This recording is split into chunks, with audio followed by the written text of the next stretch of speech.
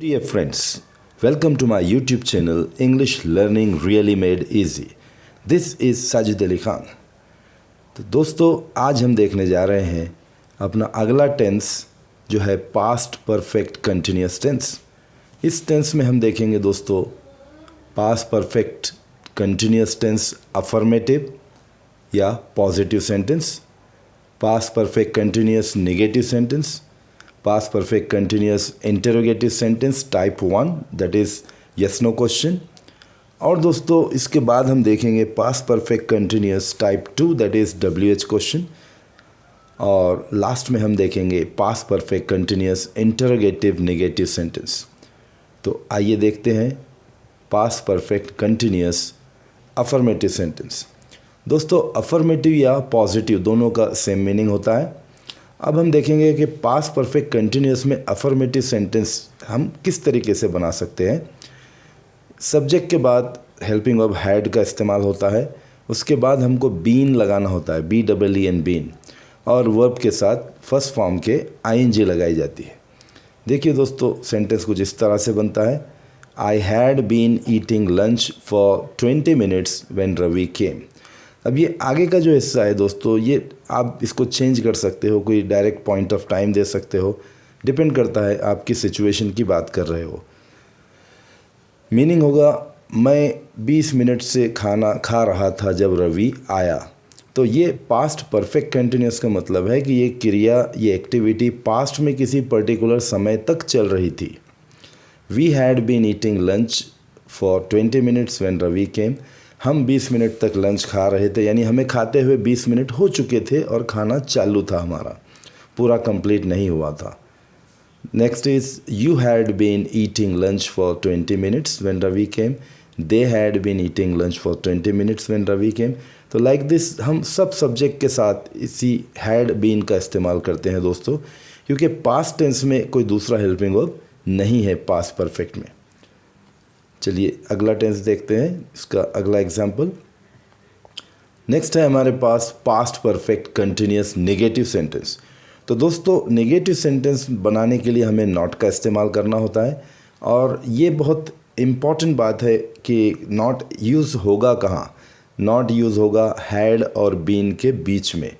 देखिए I had not been eating lunch for 20 minutes. मैं 20 minute से लंच नहीं खा रहा था. We had not been eating lunch for 20 minutes. You had not been eating lunch for 20 minutes.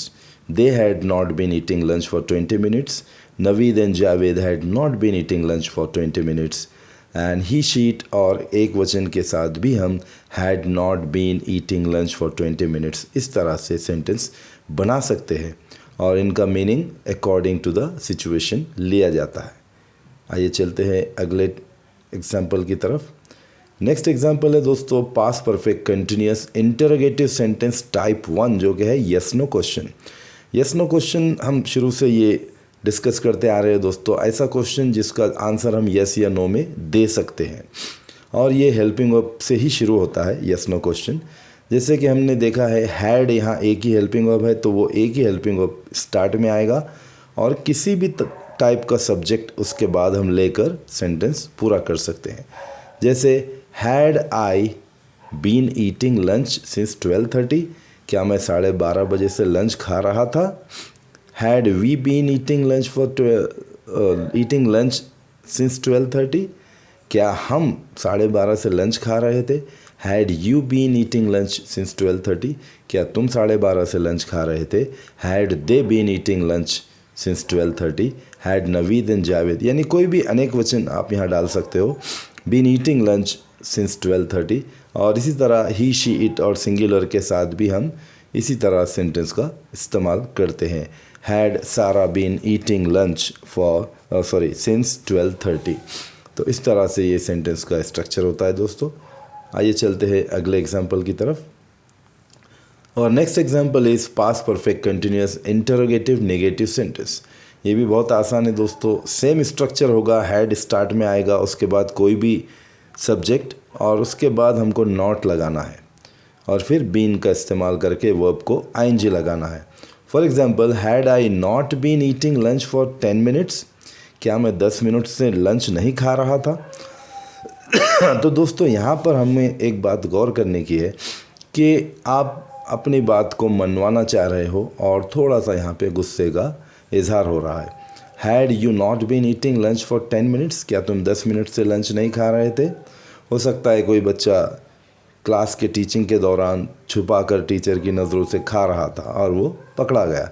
तो उस सिचुएशन में ये बोल सकते हैं कि had you not been eating lunch for 10 minutes, क्या तुम 10 मिनट से लंच नहीं खा रहे थे? I have been observing you. तो इस तरह की सिचुएशन में हम इन सेंटेंस का इस्तेमाल करते हैं दोस्तों। इसी तरह अनेक वचन और एक वचन के साथ भी हैड नॉट बीन का ही इस्तेमाल होता है। आइए अब हम अगले एग्जाम्पल की तरफ चलते हैं। अगला एग्जाम्पल है past perfect continuous interrogative sentences type 2। इसमें हमें पता है WH वर्ड्स होते हैं दोस्तों, और इसे WH क्वेश्चन इसीलिए कहा जाता है क्योंकि इसका आंसर तुम यस नो में नहीं दे सकते, इसकी डिटेल में आंसर देना होता है। आइए देखते हैं। हमारा स्ट्रक्चर होगा WH वर्ड के बाद हैड और फिर सब्जेक्ट, फिर बीन और वर्ब को फर्स्ट फॉर्म को ING लगाई जाएगी। पहला वर्ड है दोस्तों वॉट। वॉट चीज़ों के लिए इस्तेमाल होता है। For example, what had you been doing by now in your project, तुम अब तक अपने प्रोजेक्ट पर क्या काम कर रहे थे? What had he been doing regularly, वो रोज़ क्या कर रहा था या करता रहा था। उसके बाद अगला वर्ड है दोस्तों विच, ये चीज़ों के लिए इस्तेमाल होता है। Which books had you been reading till last month, पिछले मंथ तक वो कौन सी बुक पढ़ रहा था या पढ़ता रहा था। Next is which cars had they been using by now, अब तक वो कौन सी कारें इस्तेमाल कर रहे थे। ये थे इसलिए आएगा दोस्तों क्योंकि ये अनेक वचन के लिए यहाँ पे दे आया है। आइए चलते हैं अपने अगले एग्जाम्पल की तरफ। अगला वर्ड है हु। हु जो है तो दोस्तों किसी व्यक्ति के लिए इस्तेमाल होता है। Who had you been talking with, आप किन से बातें कर रहे थे। Who had he been helping to, वो किन को मदद करते रहे थे। Who had they been going to, वो किसके पास जाते रहे थे। नेक्स्ट वर्ड है वेयर, ये प्लेस के लिए इस्तेमाल होता है दोस्तों।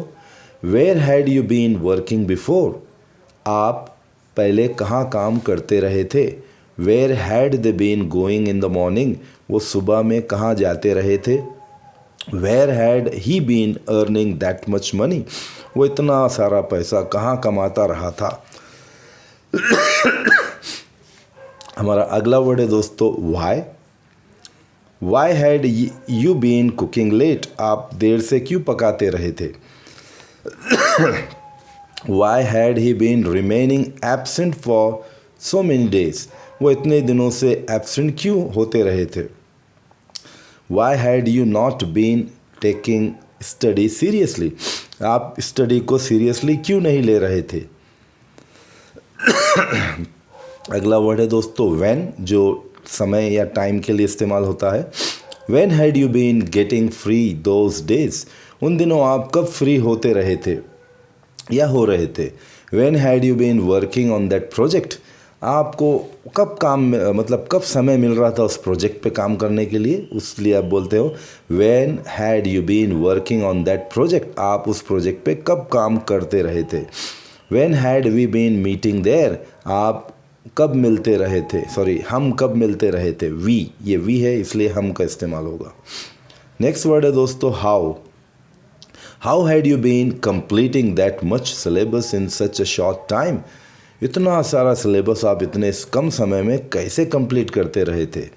How had you been doing that project so far, अब तक आप वो प्रोजेक्ट कैसे करते रहे थे।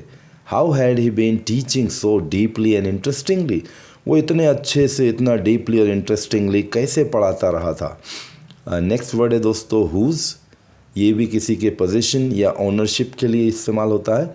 Who's bungalow had you been going to purchase, आप किन का या किसका बंगला खरीदने के लिए जाते रहे थे, यानी आप बार बार जा रहे थे। Whose cars had you been driving so far, आज तक आप किन की कारें चलाते रहे थे।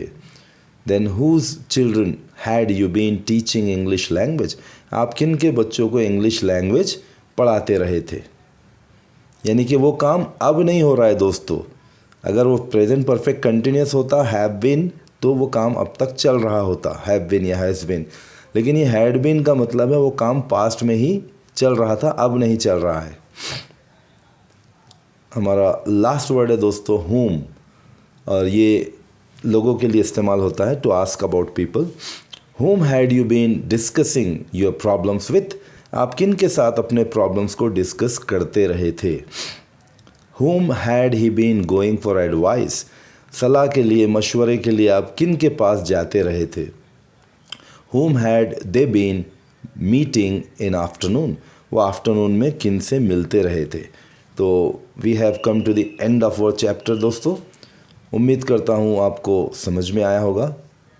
अगर आपको किसी किस्म की कोई भी दिक्कत या प्रॉब्लम आती है, कोई कन्फ्यूजन होता है, तो please write to me in the comment so that I can find the solution of the same. अगर आपको कुछ और टॉपिक पे वीडियो चाहिए तो दोस्तों feel free to talk to me, and if you like my videos please do share and subscribe. And I am planning very soon to start English speakers club, जैसे कि मैंने इससे पहले वीडियो में भी आपको बोला हूँ।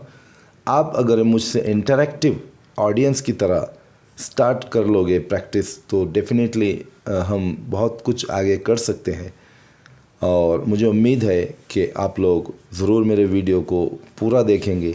दोस्तों फ़ायदा उसी वक्त होगा, आपका बेनिफिट उसी वक्त होगा जब आप ग्रामर को स्किप करते हुए नहीं देखोगे। आप कभी भी ग्रामर को स्किप करते हुए नहीं देखना चाहिए, चाहे वो किसी का भी वीडियो हो, क्योंकि हर पॉइंट इम्पॉर्टेंट होता है दोस्तों। और अगर आप एक पॉइंट भी स्किप करते हो तो आपको पूरा चैप्टर समझ में नहीं आएगा। देखिए, आज तक हम कई बार पढ़ चुके हैं, अलग अलग क्लासेस में पढ़ चुके हैं, बाहर ट्यूशन में पढ़ चुके हैं, फिर भी हमें अगर कोई पॉइंट नहीं आता है तो उसका रीज़न ये है कि हमारे पास लैक ऑफ फोकस है। इसलिए आप फोकस कीजिए और ऐसा समझ के पढ़िए और देखिए वीडियो को कि मुझे सीखना ही है। लर्निंग एटीट्यूड में, लर्निंग माइंड के साथ वीडियो को देखिए। आई होप एंड प्रे कि डेफिनेटली आप सीखोगे। और कोई भी चीज़ मुश्किल नहीं होती है दोस्तों, सिर्फ हमारी अंडरस्टैंडिंग का और हमारे एटीट्यूड का फ़र्क होता है। तो मिलते हैं आपसे बहुत जल्द अगले वीडियो में। Till then take care, bye bye and God bless you all.